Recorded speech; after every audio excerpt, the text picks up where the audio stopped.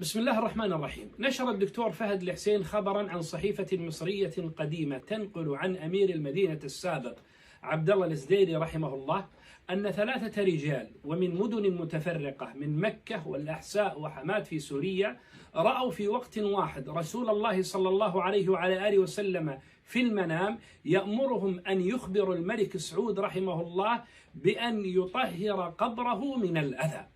فأرسل كل واحد منهم رسالته إلى الملك سعود، وكان يطلع بذلك على نفسه على الرسائل الواردة إليه، فاستغرب الأمر وأمر على الفور مدير الأشغال في ذلك الوقت محمد بن لادن رحمه الله أن يذهب بنفسه، فذهب بنفسه والتقى علماء المدينة ووجهاءها.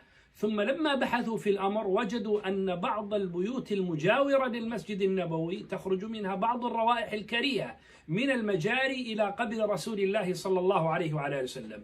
فأمر الملك سعود بأن تشترى هذه البيوت وأن يدفع أثمانها لأصحابها من ماله الخاص، وكان يقدر في ذلك الوقت ب250,000 جنيه.